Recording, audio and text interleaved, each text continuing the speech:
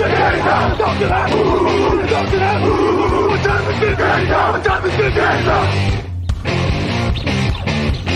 gun, Hulk left slot, Dixie left, T left, Mercedes, wide chip, Ricky, Bieber left, 75, Katie, Omaha. Quick, go ahead. Last play of the game. Who's going to win it? Luck rolling out to the right. Dumps it up to Donnie Avery. Yeah! Go ahead, goal line. Touchdown. Touchdown. Touchdown. Touchdown. Bonjour à tous, bonjour et bienvenue pour un nouvel épisode draft sur Touchdown Actu. Victor Roulier au micro, très heureux de vous accueillir aujourd'hui. On va parler Edge, on va parler des pass rushers de cette draft. Et pour m'accompagner, Jean-Michel Boujard, bonjour à toi. Bonjour Victor, bonjour tout le monde. Bon, une classe, on en parlait un peu en dehors du micro, mais une classe intrigante. Pas forcément avec des noms ronflants comme on peut l'avoir sur certaines années. Il n'y aura pas de Chase Young cette année. Ça, on peut déjà l'annoncer en termes de hype en tout cas. Mais on a du beau profil. Donc, et du varié. Ouais, c'est très varié. Il y a un peu tout. Donc comme on l'a fait pour les autres, on va avoir un premier chapeau, un deuxième chapeau, des valeurs sûres, des énigmes, des sleepers. On perd pas de temps parce qu'on a beaucoup de noms à évoquer. On va tout de suite aller sur le chapeau numéro 1. Okay, here we go. With the first pick in the 2020 draft, the Cincinnati Bengals select Joe Burrow, quarterback, LSU.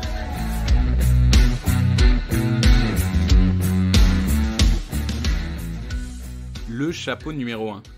Quatre noms pour nous accompagner. Quitty Michigan, Aziz Ojulari, Georgia, Jaden Phillips, Miami, Grégory Rousseau, Miami. Et on va voir, Miami est vraiment l'université en vue dans cette liste. On en parlera, même si 2 des 3 joueurs sont des transferts d'autres universités. On va tout de suite avoir ce petit échange un peu ping-pong comme on l'a eu sur d'autres postes, à savoir qui est le plus quelque chose. Et je te mets tout de suite on the spot. Première catégorie, le plus athlétique de ces 4-là. Pour toi, qui est le plus athlétique de cette cuvée? Je dirais Quitty Paye. C'est vrai que de prime abord, j'aurais pensé Grégory Rousseau, mais en fait, Quitty Paye, c'est vraiment un monstre athlétique. Après, c'est pas étonnant, au lycée, il faisait aussi du saut en longueur, il faisait du relais 4x100, enfin, c'est vraiment un monstre. Et puis, comme tu le rappelais, dans la liste des freak athlètes d'avant-saison, voilà, Quitty Paye était tout en haut. C'est dommage qu'il n'y ait pas eu de combine cette année, parce qu'il aurait sans doute tout cassé. Je pense qu'il aurait battu les 3 cônes de Von Miller, mais c'est vrai que Quitty Paye, on le dit, 1m93, 123 kg. Bon, des stats, je les donne, mais c'est sur 4 matchs, enfin 3 matchs et demi. Il a fait 16 plaquages, donc 4 pour perte et 2 sacs. Donc c'est vrai que sa production n'est pas énorme en université, et ça peut en inquiéter certains. Dans un podcast qu'on avait fait où on débattait de Paye et de Rousseau, Alexandre l'avait mis en lumière notamment. Mais c'est vrai que bon, c'est plus sa production sur les différentes années qui interpelle, parce que sur cette année-là, c'est une saison tellement tronquée que c'est difficile. Je suis d'accord avec toi. Clairement, Quitty Paye, c'est le monstre athlétique. Grégory Rousseau, c'est très bon aussi. C'est 2m01, 120 kg. On le rappelle, Grégory Rousseau opt-out en 2020. Alors qu'en 2019, pour sa saison sophomore, il avait fait 54 plaquages, dont 19,5 pour perte, 15,5 sacs, une passe défendue, un fumble provoqué, deux fumbles provoqués, un fumble récupéré. Donc vraiment des statistiques assez impressionnantes à relativiser avec la conférence dans laquelle est Miami, mais ça reste quand même du très bon. Deuxième catégorie, le plus rapide de ces 4-là. Pour toi, c'est qui? C'est Aziz Ojulari. C'est une bombe ce mec, une bombe. Et alors je vais évoquer Von Miller. Alors évidemment on va penser Von Miller c'est un All Pro. Je sais pas si Ojulari sera un All Pro, mais il fait penser à Von Miller dans son explosivité. Il est vraiment extrêmement rapide, et puis il me fait penser aussi à Von Miller dans le sens où c'est vraiment un gars, on en parlera peut-être tout à l'heure, qui peut jouer sur une 3-4 comme sur une 4-3. C'est-à-dire il peut même jouer en tant que linebacker sur le second rideau et puis exploser à partir de là. Et très très rapide. Non, je suis d'accord, une polyvalence assez folle et une rapidité extraordinaire. Lui aussi peut expérimenter, comme Rousseau, puisque c'est un redshirt sophomore, si je ne dis pas de bêtises. Ouais. Donc cette année, donc 1m90, 108 kg, cette année 31 plaquages, dont 12,5 pour perte, 9,5 sacs, 2 passes défendues, un fumble récupéré et 4 fumbles forcés. Donc mine de rien, il n'a pas le physique d'un Paye ou d'un Rousseau, mais il a quand même un bel impact, parce qu'il provoque du fumble. Ça, on peut le dire, il a explosé cette année. On savait qu'il y avait du potentiel, ça c'était sûr, mais on s'attendait peut-être pas à une explosion aussi rapide et du coup à ce qu'il postule à la draft dès cette année, alors qu'on va dire avant de la saison, on l'attendait peut-être plus tôt pour la draft 2022.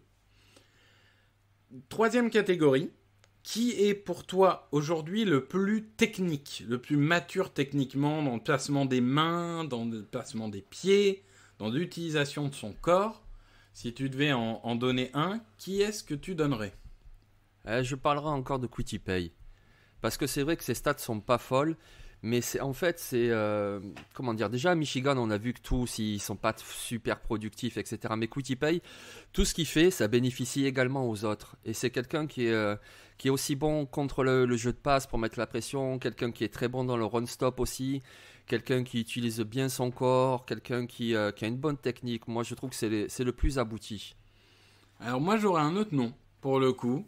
Peut-être Phillips, voilà, non j'irai sur Jalen Phillips, dont on n'a pas encore parlé, 1m90, 120 kg, Miami lui aussi, donc 45 plaquages, donc 15,5 pour perte, 8 sacs, 1 interception et 3 passes défendues. Il a pris un peu le rôle de rusher majeur de Miami avec l'absence de Grégory Rousseau. Et je trouve que c'est peut-être le plus limité physiquement des 4. Au sens où il a quand même des dimensions physiques qui sont suffisantes, mais c'est pas aussi impressionnant sur le terrain que peuvent être les 3 autres. Mais ça reste quelqu'un, malgré une expérience limitée aussi, parce qu'il a 20 matchs en 3 saisons. On rappelle que, on le disait avant, c'était le lycéen numéro 1, recruté par UCLA. Il a eu de nombreuses blessures et ça a un peu freiné sa carrière universitaire. Mais il a fait une bonne saison cette année. Je trouve que en défense de course, pour moi, c'est le meilleur des 4. Dans l'intelligence, dans le placement, dans la qualité de plaquage. Là où Paye, parfois, la qualité de plaquage peut être un petit peu difficile. Je dirais Jalen Phillips. Je pense que c'est le plus mûr techniquement. Par contre, du coup, c'est peut-être lui qui a la moins grosse marge de progression. Là-dessus, je pense qu'il est arrivé un peu à maturation. Ouais, je te rejoins là-dessus en fait. J'hésitais avec Phillips et si je ne l'ai pas mentionné, c'est parce que tu viens de parler de blessures, mais c'est carrément des blessures. Alors il a eu blessure au poignet, à la cheville, beaucoup de commotions. Il a même carrément arrêté le football. Il faut savoir que donc il était à UCLA et s'il est parti à Miami, c'est pas comme une recrue football. Il est parti à Miami pour étudier la production musicale. C'était un choix académique. Et c'est là-bas que finalement, au bout de quelques temps, il a eu l'aval des médecins pour reprendre le football. Mais c'est pour ça que techniquement, malheureusement, il a raté 2 saisons pleines et il a encore beaucoup de progrès à faire. Mais sinon, effectivement, son jeu, il y a quand même de la maturité. Non, je suis d'accord avec toi. La 4e catégorie, on y a peut-être déjà un peu répondu, mais qui est le meilleur pour la défense de course? Parce que c'est vrai que les Edge, on se focalise souvent sur le nombre de sacs parce que c'est bien beau d'aller tacler le quarterback adverse, mais c'est important de défendre des coureurs aussi. Pour toi, en run-stop, le meilleur, c'est? Ah ben c'est Jalen Phillips. Ouais, c'est lui le meilleur, ouais. Après, j'aime bien aussi ce que fait Kwity Paye contre la course, mais non, s'il faut en détacher un, c'est Jalen Phillips. Effectivement, son envergure, sa façon de chasser, sa façon de plaquer aussi, pour moi, c'est le meilleur en run-stop. Et moi, je vais évoquer le moins aussi de cette catégorie. Pour moi, aujourd'hui, le moins, c'est Grégory Rousseau. Ça veut pas dire qu'il sera mauvais dans cette catégorie quand il va progresser au fil des années, mais aujourd'hui, il est encore un peu naïf. Sur sa saison 2019, il voulait tellement faire beaucoup de sacs que parfois il se projette beaucoup trop vite vers l'avant sans se dire « Ah tiens, là il faudrait peut-être que je reste en position parce que je vais avoir à bouger latéralement et pas forcément vers le lanceur. » Donc c'est peut-être là où ça pêche un peu, mais globalement c'est un joueur très brut, on l'a déjà dit dans les nombreux podcasts, et Et il y a beaucoup de choses à améliorer, mais ça ne veut pas dire qu'il ne l'améliorera pas. Mais aujourd'hui, il en est là. La catégorie suivante, c'est de savoir qui est le plus polyvalent. Et là, du coup, peut-être qu'on va passer un par un aussi derrière pour savoir dans quel système tu les imagines. Parce que polyvalence, ça peut être polyvalence dans le jeu, mais ça peut être polyvalence dans les systèmes aussi. Donc déjà, toi, la polyvalence, comment tu analyses cette notion et quel est le joueur que tu as envie de prendre? Le plus polyvalent, moi je pense surtout à 2 joueurs. Donc je commencerai par Aziz Ojulari, puisque je l'ai un petit peu évoqué. Je pense qu'il peut jouer dans les 2 systèmes, en 34 ou en 43. Et sinon, je pense aussi à Grégory Rousseau, parce qu'effectivement, il manque un petit peu sur le run-stop. Mais par contre, pour mettre la pression, c'est quelqu'un qui le fait très bien depuis l'extérieur, en edge, mais qui le fait aussi très bien depuis l'intérieur. Donc en plus avec son envergure, s'il prend un tout petit peu de poids, c'est vraiment quelqu'un, alors je dis pas qu'il va jouer défensif tackle, bien sûr que non, mais c'est un joueur qui sur par exemple 3e tentative, tu le fais glisser à l'intérieur et il va te battre le guard avec son envergure, avec sa vitesse, et ça sera vraiment un mismatch quoi. Alors je suis totalement d'accord, mais est-ce qu'on peut du coup se mettre d'accord sur le fait que Grégory Rousseau, ce serait vraiment dommage de le voir évoluer dans une 3-4? Il semble vraiment fait pour une 4-3, on est d'accord là-dessus. Ouais, exactement. Ouais. Aziz Ojulari, on l'a dit, bon lui il peut faire 3-4-4-3, là-dessus il n'y a pas beaucoup de doutes. Quitty Paye, moi je verrais plus en 34 pour le coup. Ouais, c'est là-dessus qu'on n'est pas forcément d'accord. Après moi je le vois bien en 34 aussi, hein. Mais vu son gabarit, c'est quand même quelqu'un de plutôt massif, vraiment très musclé. Moi je le vois bien aussi dans une 4-3, hein, parce qu'en edge setter il est plutôt bon. Hein. Enfin edge setter, excusez-moi, c'est pour... c'est contrôler un côté contre la course. Ouais, moi je le vois bien aussi en 43. Non, je comprends tout à fait. Après, c'est vrai que moi, ce qui me dérange un peu, c'est son manque de mouvement intérieur. On a l'impression qu'il est très réticent à aller vers l'intérieur. Et du coup, quitte à être 100% à l'extérieur, je me dis, va en 3-4 et éclate-toi. Là où, et en plus, je pense que avec un peu de coaching, il peut être bon en couverture aérienne aussi, vu son physique. Mais bon... C'est vrai que c'est un joueur... avec un tel physique, de toute façon, tu peux aller à peu près partout si t'es bien coaché. Il nous reste Jaden Phillips. Donc, moi, a priori, je le verrais plus en 43, tu vois. Ouais, moi en defensive end sur l'extérieur, en 43. Ouais, je pense que là-dessus, on est d'accord. Enfin, c'est 43 pour moi aussi, il n'y a pas trop de débat. Bon, on a fait un peu le tour de ces 4 joueurs. Est-ce que y en a un sur lequel tu veux ajouter quelque chose? Peut-être lequel est pour toi, si on a besoin d'une aide immédiate, le premier jour, lequel tu vois apporter dès le premier jour à son équipe? Pour moi, c'est Quitty Paye. Parce que c'est pas le plus flashy des 4. Je suis même pas certain que ça sera le meilleur des 4. Mais je pense que c'est le plus pro-ready dès le premier jour. Je pense que c'est lui. Et une autre chose que j'aimerais ajouter, c'est que le 29 mars, il faudra bien suivre le Pro Day de Miami. Parce que du coup, on n'a pas de combine cette année. Donc là, on verra 3 joueurs et on verra un petit peu comment ils se testent au niveau athlétique. Et oui, parce qu'on en a parlé de 2, mais il y en a un 3e qui arrive. Oui, Paye, je suis d'accord avec toi. Phillips aussi me semble prêt, là où Ojulari et Rousseau nécessiteront un peu plus de travail et auront sûrement un rôle un peu limité en première année. Ce qui ne veut pas dire qu'ils ne deviendront pas des grands joueurs, mais ils auront un rôle un peu limité. Si tu devais faire un classement là des 4, 1, 2, 3, 4, tout de suite voire même si tu veux en ajouter un autre, si tu n'es pas d'accord avec ce top 4, hein, mais tu les classerais comment? C'est difficile. Si c'est mon goût personnel, moi je mets Grégory Rousseau en premier. Je mettrais Quitty Paye en 2e parce qu'il me paraît plutôt prêt et puis il me donne quand même beaucoup d'assurance. Il est très solide comme joueur. Je pense qu'ensuite je mettrai Aziz Ojulari parce qu'il est tellement explosif. Et ensuite Jaden Phillips. Mais franchement, tu peux me donner un autre classement et je ne serais pas choqué. Dis-moi. Ouais, moi j'ai en 1 Paye, en 2 Ojulari, en 3 Rousseau, en 4 Phillips. Donc en fait, la vraie différence, c'est la croyance en le potentiel de Grégory Rousseau, en fait.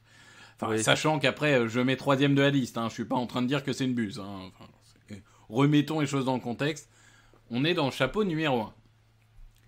Bon, je pense qu'on a fait le tour. On va pouvoir aller tout de suite dans notre chapeau numéro 2. Et dans notre chapeau numéro 2, il y a du beau monde. Il y a un premier joueur dont on va parler, qui est Joseph Ossai. Parce que, on va le dire hein, dans nos discussions de préparation, c'est un peu le numéro 5. C'est celui dont on se disait, est-ce qu'il est chapeau 1, est-ce qu'il est chapeau 2 Il aurait très bien pu aller dans le chapeau 1.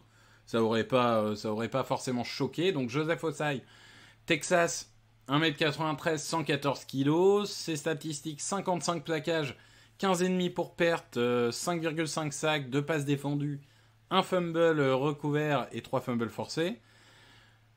Parle-nous de ce joueur, donne-nous l'adjectif qui permettrait de définir et pourquoi il est, entre guillemets, le leader de ce deuxième chapeau. Ah, l'adjectif, c'est actif. C'est un joueur très actif tout au long du match et à tous les matchs. C'est quelqu'un qui a un très gros moteur.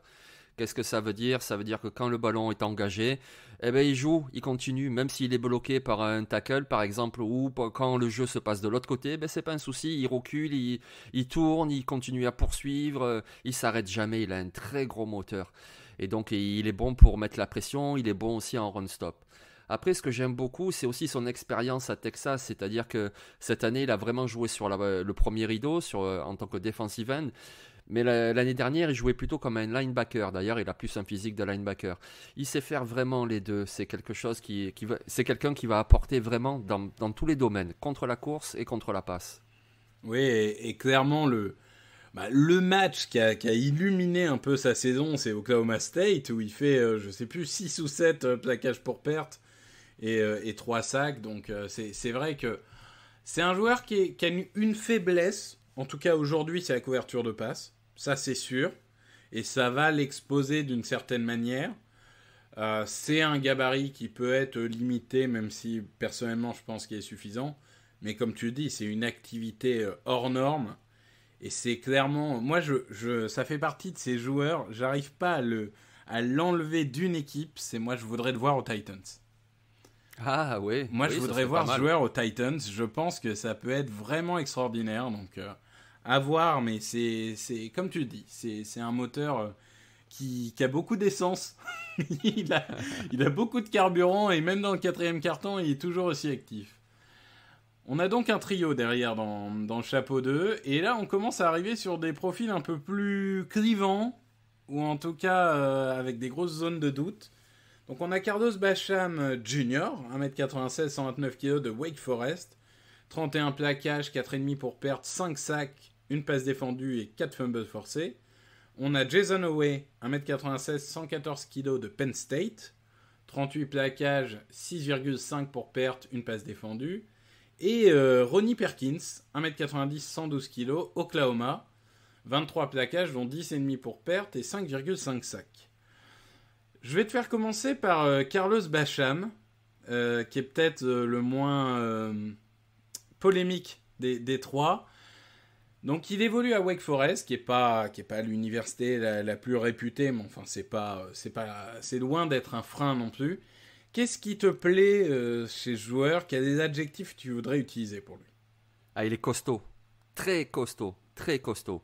Et puis c'est quelqu'un qui est productif depuis 3 saisons. Tu vois, on parlait tout à l'heure dans le premier chapeau de qui est prêt dès le premier jour. Carlos Basham, il est prêt. Voilà, alors je dis pas il est prêt pour faire 10 sacs dans la saison, mais il est prêt à jouer dès le premier jour.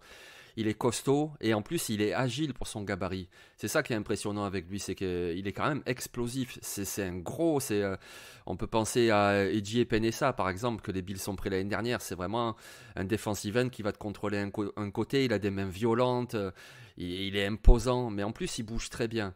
Alors après, c'est vrai qu'il était plus explosif en 2019, mais en 2020, enfin l'intersaison, il a pris pas mal de poids justement pour être encore plus costaud. Donc il a perdu un petit peu d'explosivité, donc un petit peu de production. À voir ce qu'on va lui demander à NFL. Est-ce qu'on va lui demander de continuer à être un si gros gabarit ou au contraire de perdre un petit peu du poids pour retrouver un petit peu de vitesse? Mais c'est un joueur vraiment abouti déjà.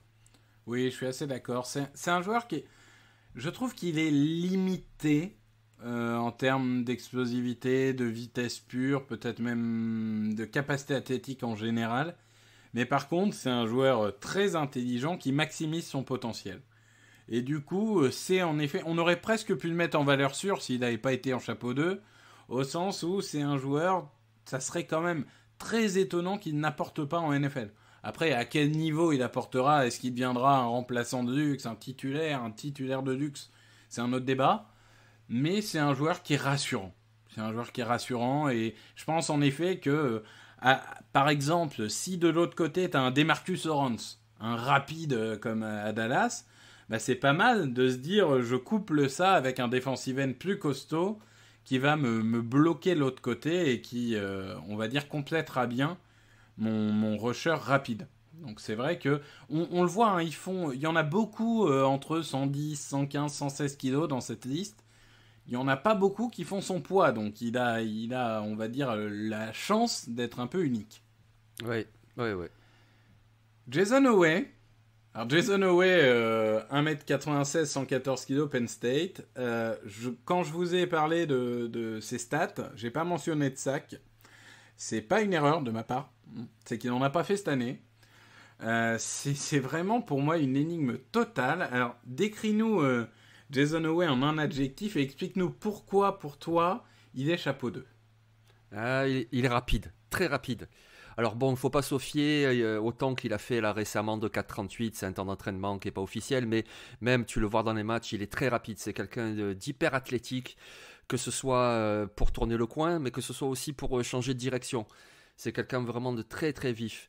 Après, tu vois, puisqu'on parle des stats, c'est vrai qu'il n'a pas fait de sac cette année, mais par contre, quand tu regardes son pass rush win rate, tu sais, la tendance à gagner son duel quand il attaque la poche, ben, il était bon son pass rush.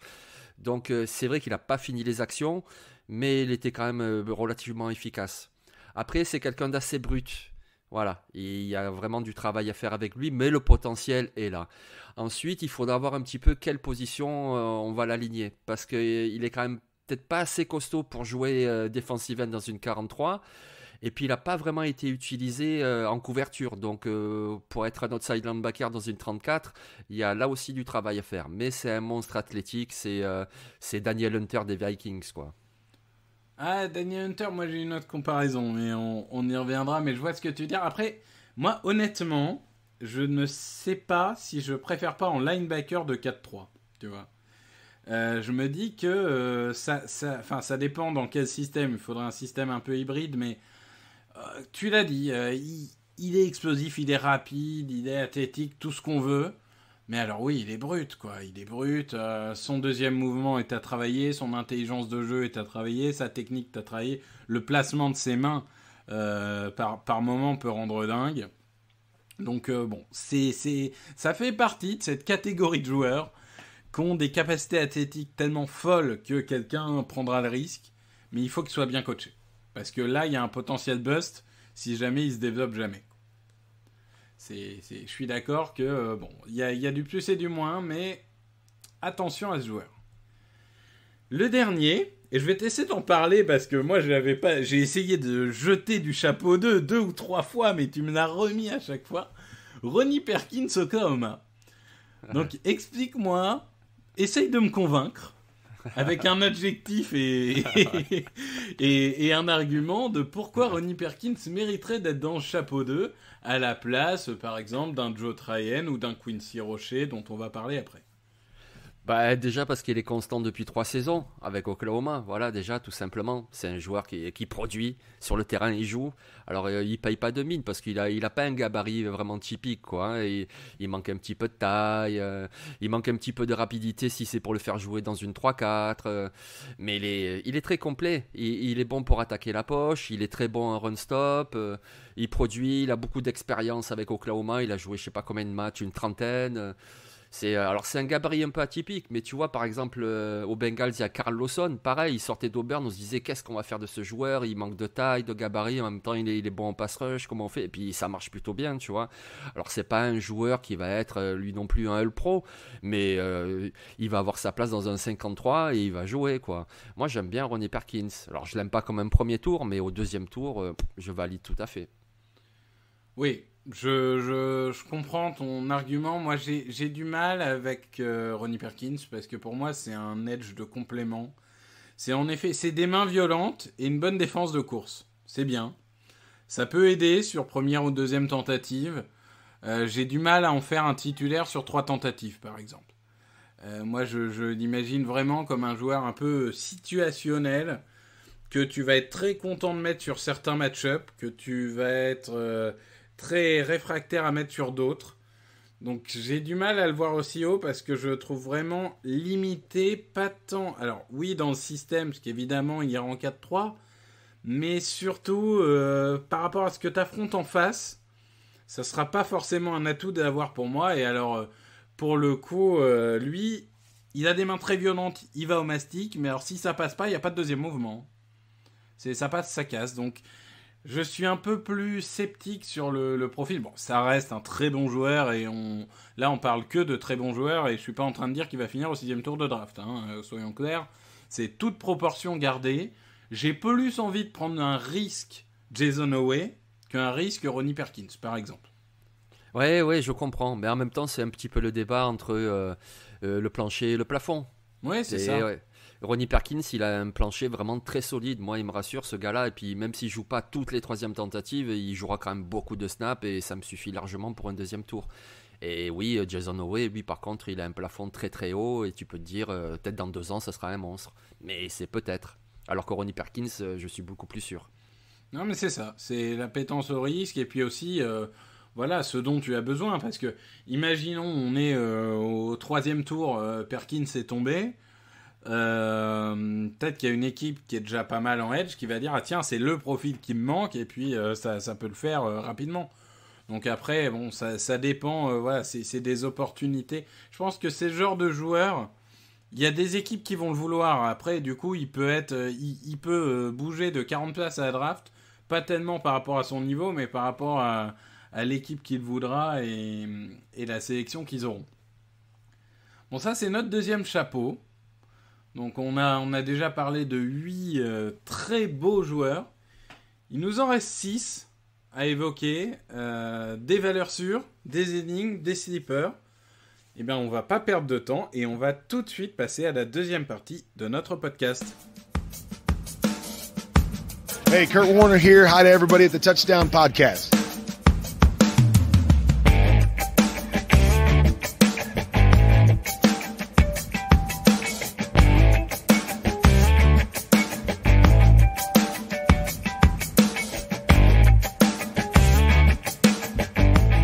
Les valeurs sûres.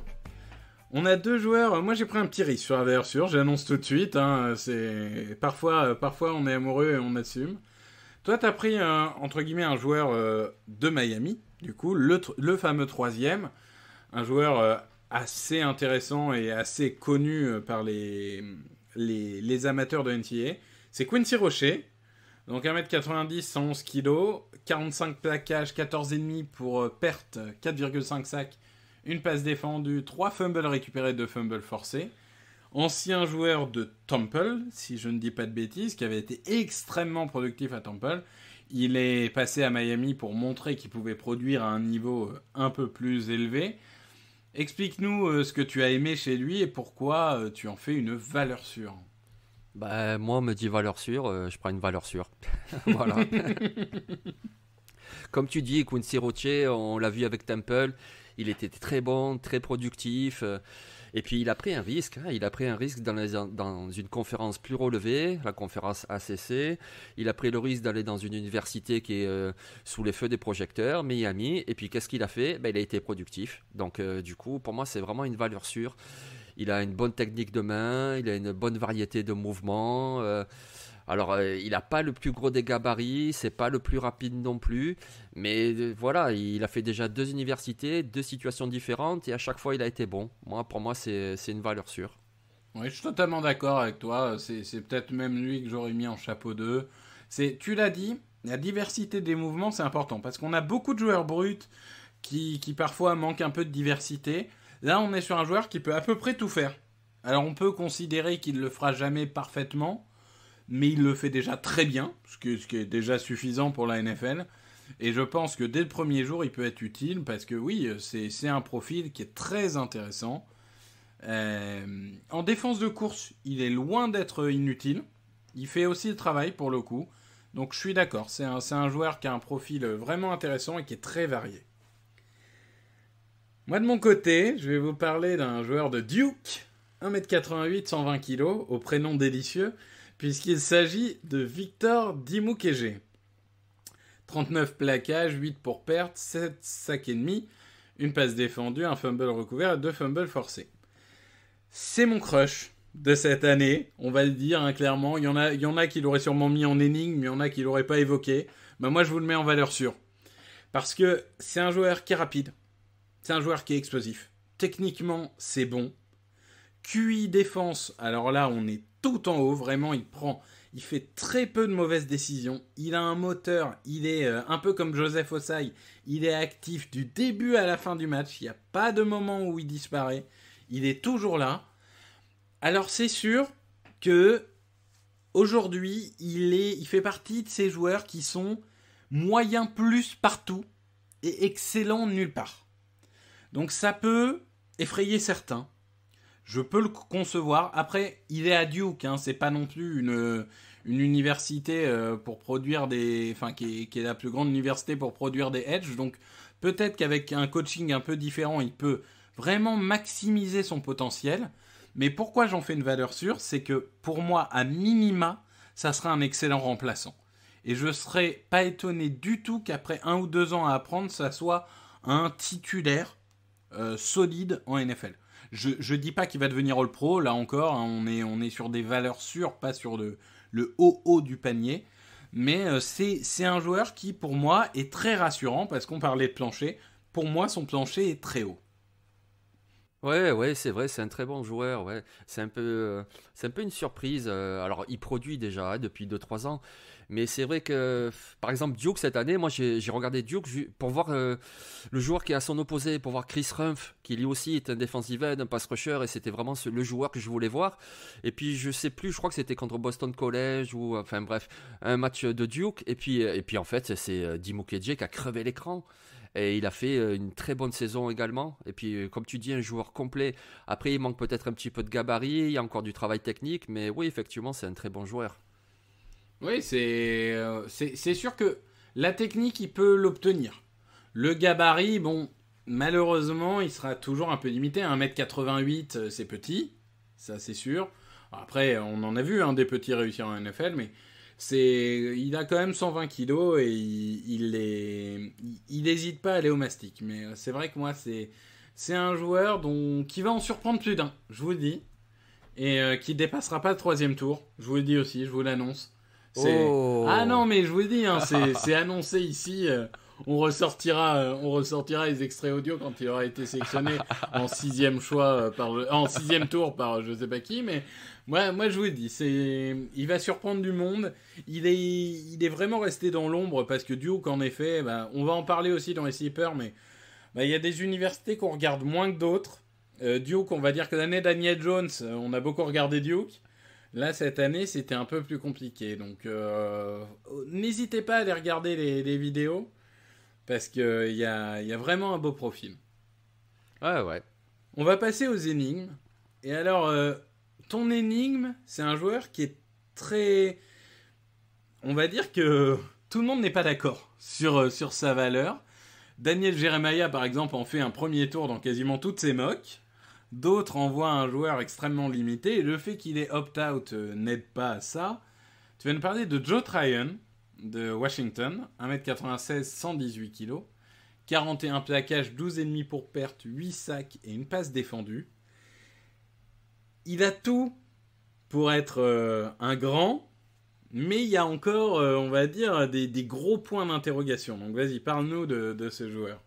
Oui, les positifs déjà. C'est quelqu'un d'explosif. Dès que le ballon est engagé, poum, il est parti. C'est comme une balle de fusil. De suite, il va à l'attaque. Il fait du bon bull rush, vraiment. Il défonce les gars devant. Il a des mains violentes. C'est un bon joueur explosif et en même temps costaud. Alors pourquoi j'en fais une énigme? Alors c'est sûr que déjà il y a le renoncement de cette année. On aurait bien aimé le voir cette année jouer, même si la Pac-12 a eu une saison un peu écourtée. Mais quand même, ça serait été bien de le voir 4 matchs. Ensuite, pourquoi j'en fais une énigme aussi, c'est on va l'utiliser dans quel système en fait ce joueur, parce que il n'a pas le gabarit pour être defensive end dans une 43. Ensuite, donc a priori, ça serait un linebacker dans une 34 à l'extérieur, mais alors c'est vraiment un pass rusher exclusif. Moi, je l'ai jamais vu en couverture avec Washington. Donc, alors ça veut pas dire qu'il est pas capable, mais à mon avis, il y a quand même du travail à ce niveau-là. Et puis, bon, Joe Tryon, c'est une saison et une belle. Alors, ok, d'accord, je suis dithyrambique sur Grégory Rousseau, qui lui aussi n'a fait qu'une seule saison. Donc, je ne condamne pas du tout Joe Tryon, mais c'est vrai que je veux en voir plus. Moi, je trouve qu'il a encore des limites. Il peut apporter des choses. Tout à l'heure, tu parlais de joueurs situationnels. Oui, pour des situations de pass rush, sur 3 tentatives, on verra Joe Tryon. Est-ce qu'on le verra sur les 3 tentatives? J'ai encore un peu des doutes. Eh bien, je ne peux que te rejoindre. En effet, c'est tout le problème de ces opt-out. Hein. On ne cesse de dire podcast après podcast. On n'a jamais eu autant de joueurs dont on peut se dire on n'en a pas vu assez. Il y en a toujours quelques-uns dans une draft, là il y en a beaucoup. C'est vrai que il manque parfois de constance, c'est-à-dire qu'il fait des très beaux highlights, mais quand tu regardes un match en entier, alors lui par contre il y a des moments où il disparaît un petit peu. Il semble un peu soft parfois. La défense de passe c'est marrant, c'est que moi j'avais vu plutôt des séquences que j'avais trouvées intéressantes. Faudrait que je retrouve sur les 2 matchs que j'ai étudiés là, de 2019.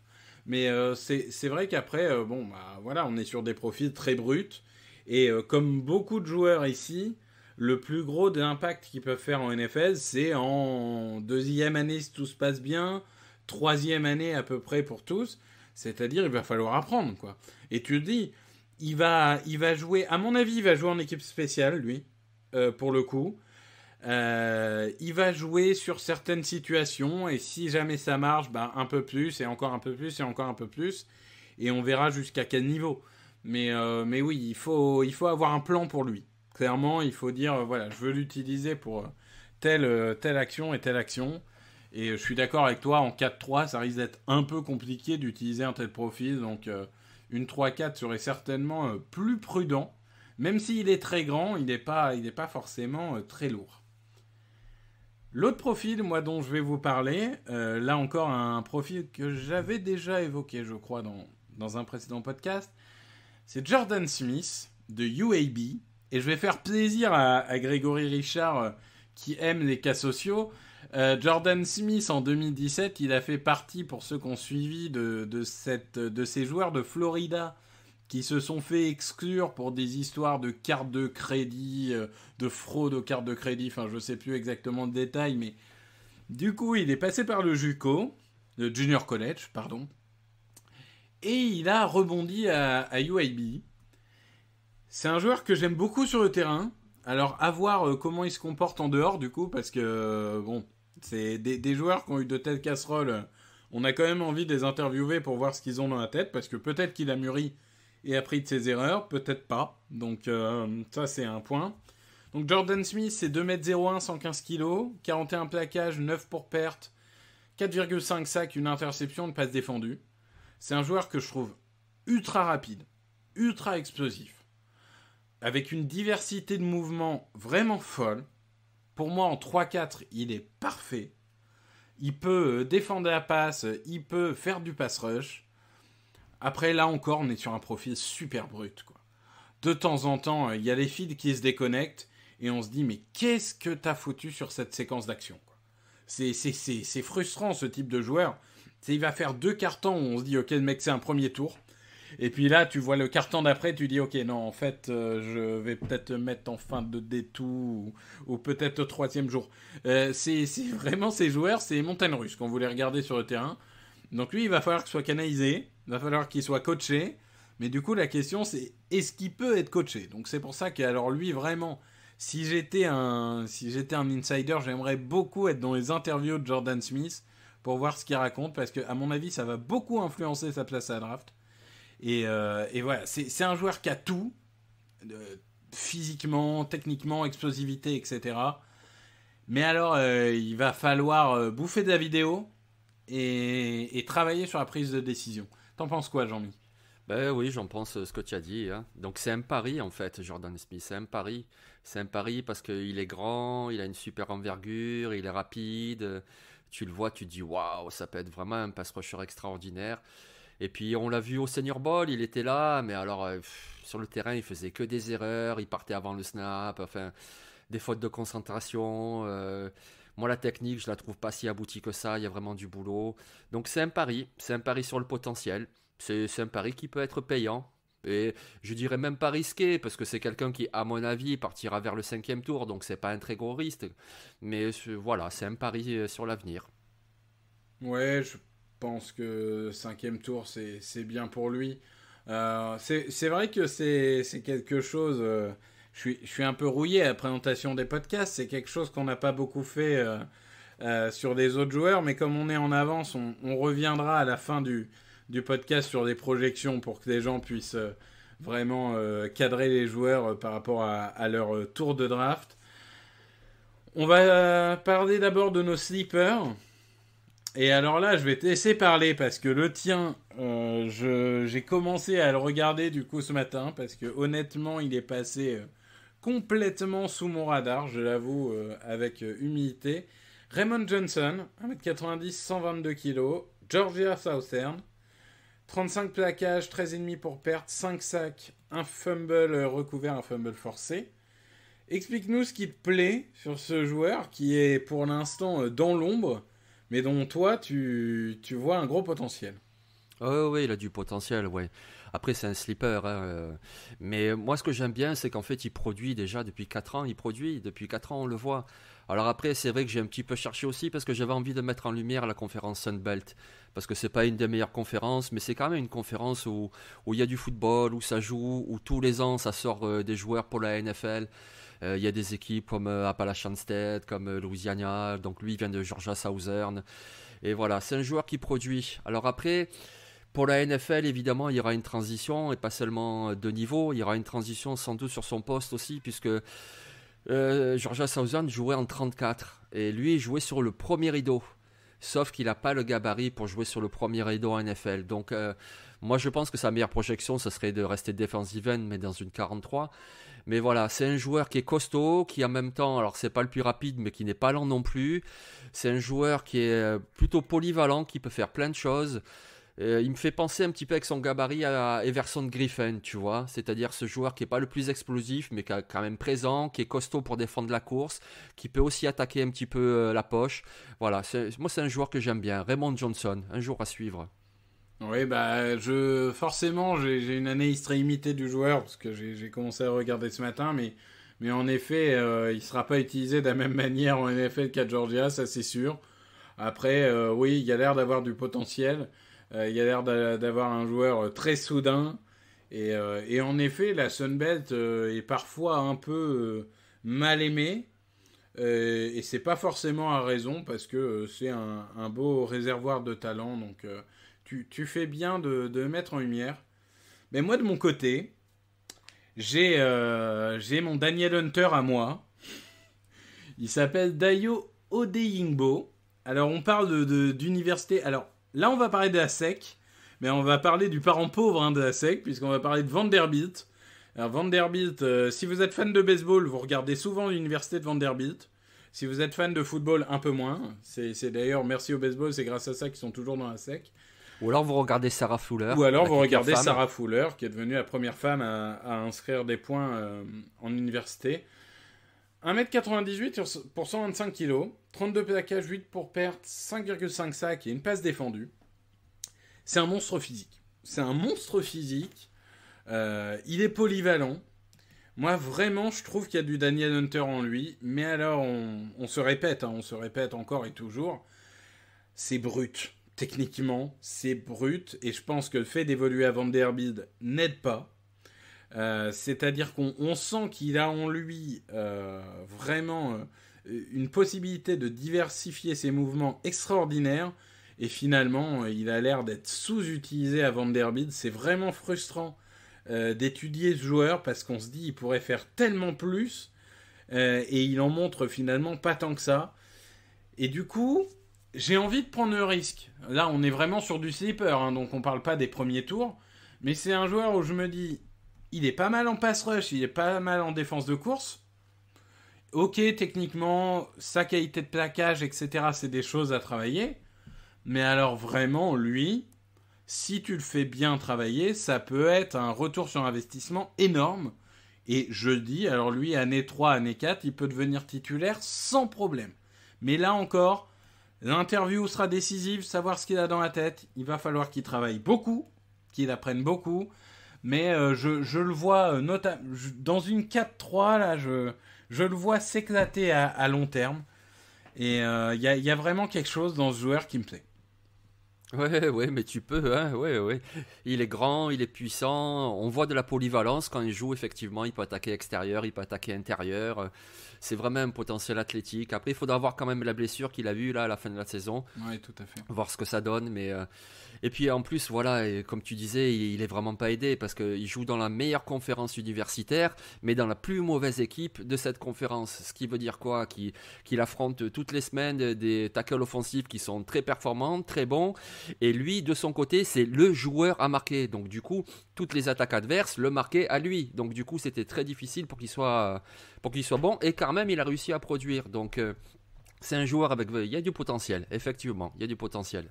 Non, mais c'est ça qui plaît, c'est-à-dire que, je disais, quoi, Vanderbilt, forcément, quand t'es dans la SEC, tu vas affronter des petites équipes que peu de gens connaissent, des Florida, des Alabama, des choses comme ça. Enfin, Alabama, c'est de l'autre côté, mais on se comprend. C'est vrai que, voilà, il a réussi à produire. Il avait montré des belles choses contre South Carolina, il a montré des belles choses contre Missouri. Notamment Missouri, je crois que c'est ça qui faisait qu'il a un très bon grade chez moi, c'est que j'avais adoré ce match-là.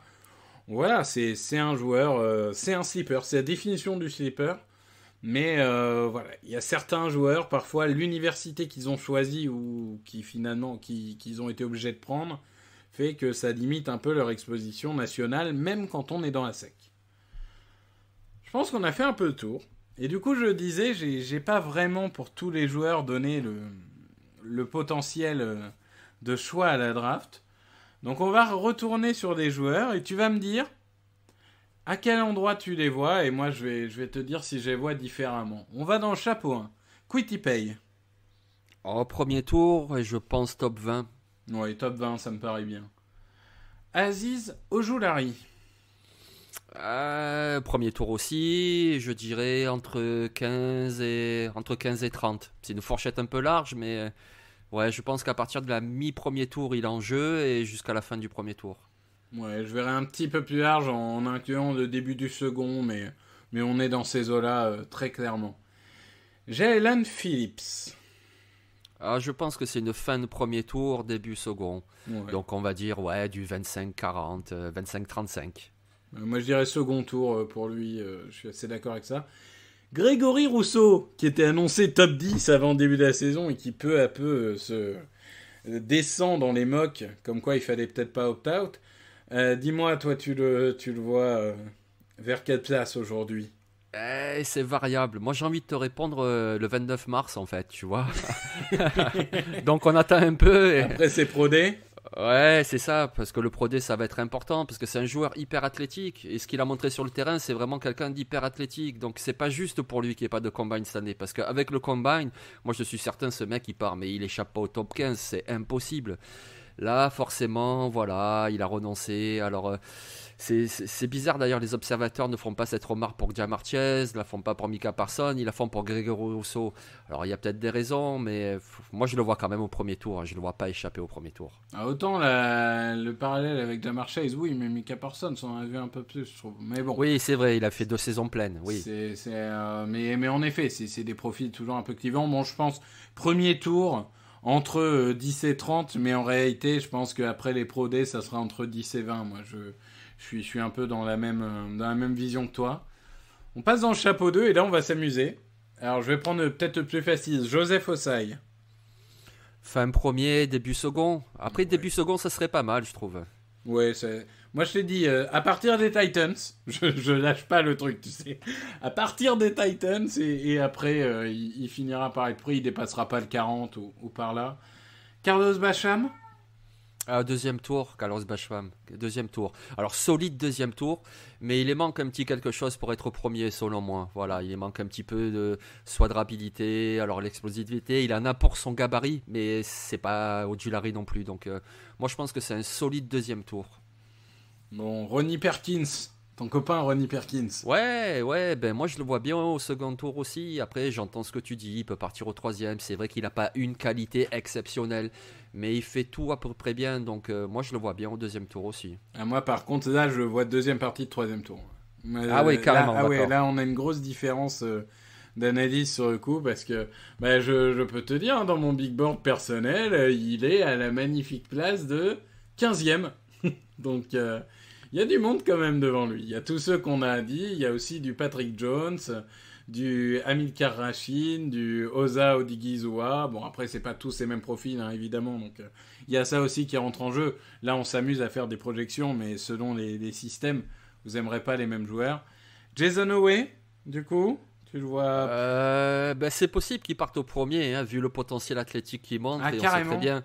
Ah non, mais moi, ce serait pas mon choix. Moi, je le prends à partir du second tour, et même de la deuxième partie du second tour. Mais on le sait bien, les franchises NFL, souvent, le craquent sur les potentiels athlétiques. Et lui, il a un potentiel athlétique énorme. Donc c'est possible qu'il parte au premier. Après, si tu me demandes à moi je le prends à partir du milieu de deuxième tour. Tu vois, par exemple, les Rams, voilà. À ce niveau-là, ils sont quoi, 57, voilà. Ouais, je suis assez d'accord. Milieu de second tour, début de troisième tour. C'est par là que j'imagine aussi. Quincy Roche. Quincy Roche, ça peut être une fin de second, sinon c'est un troisième tour. Comme on disait tout à l'heure, il est solide, c'est une valeur sûre, quelqu'un qui fait tout bien. Et il n'y aura pas de souci avec lui, il va jouer, mais après, voilà, il fait rien d'exceptionnel non plus, il n'a pas une qualité élite. Donc moi je pense fin de second, si une équipe n'a pas pu trouver un pass rusher au premier tour, il peut partir en fin de second, genre aux Chiefs par exemple. Sinon c'est un troisième tour. Ouais, je suis d'accord, troisième tour pour moi aussi, hein, là-dessus. Donc Victor Dimou Kéger, j'ai dit, hein, de toute façon je vous l'ai annoncé. Il sera dans les 3 premiers tours. Toi tu nous l'annonces où? Moi j'aurais dit 5e, hein, mais pourquoi pas, hein. Ah non, mais je note, tu sais, on va faire on va ressortir les best-of. C'est ça, voilà. Je te dis, je vais déchanter quand il sera sélectionné au 6e tour. Au niveau des énigmes, Joe Tryon. Ouais, c'est dur à dire, tu vois. C'est dur, mais... hein. Joe Tryon, c'est terrible. Ouais, mais bon, moi je sais dirais pas quand c'est les Pro Day de Washington, mais il y a du monde à regarder, hein. Les Pro Day de Washington, loupez pas ça non plus. Parce que il y a du cornerback, il y a du beau monde à regarder. Il y a du defensive tackle, il y a tout ce qu'il faut. Ouais. Ça c'est sûr. Bon, je pense quand même peut-être au deuxième tour, parce qu'il a vraiment des qualités. Je veux dire, il est explosif, il est puissant, il y a vraiment des qualités. Donc je pense que deuxième tour, sinon un solide troisième tour. Tu vois, je sais pas si les Jaguars ou les Jets n'ont pas pris un pass rusher avant, il peut faire tout à fait la maille. Oui, je pense qu'il va craquer la fin du second tour à mon avis. Là encore, toujours ces questions de potentiel, etc. Je pense que ça va le faire, mais il peut descendre au début de troisième, ça me choquerait pas. Jordan Smith. Moi je le vois pas avant le 4e, hein, peut-être même 5e. Il est vraiment très brut comme gars, hein. C'est dur. Après il y a du potentiel.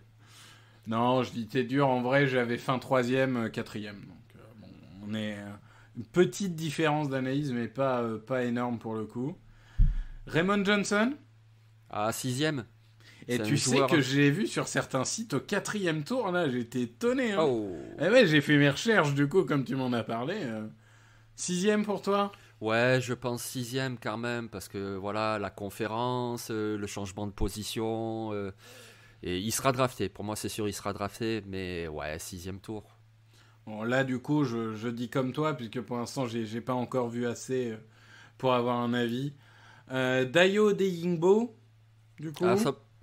Je le mettrais avant Raymond Johnson, parce que justement, lui, il a un potentiel athlétique qui fait que une équipe peut miser, peut parier sur lui. Donc, et il a la conférence. Ouais. Ça peut y servir. Oui, c'est sûr, ouais.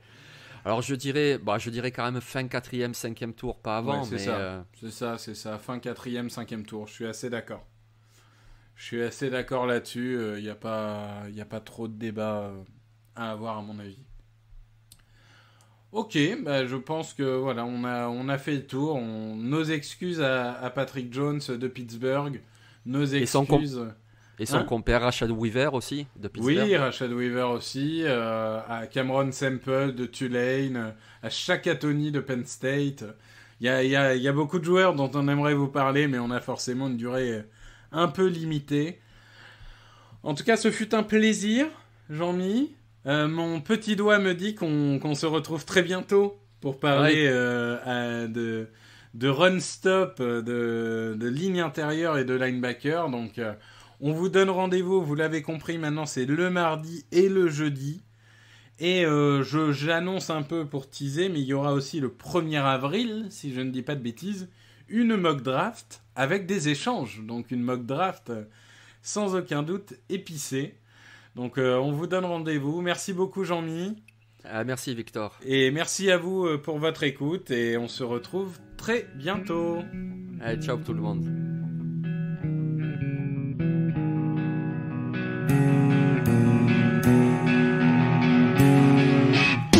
Les meilleures analyses, fromage et jeux de mots, tout sur le foutu est en TDAQ. Le mardi, le jeudi, tel gâteau risotto, les meilleures recettes en TDAQ. Fumble pour JJ Watt, Fishball pour Marshall Lynch, Rocas Global Beckham, Tom Brady quarterback, calé sur le fauteuil, option Madame Irma, à la fin on compte les points et on finit en requin.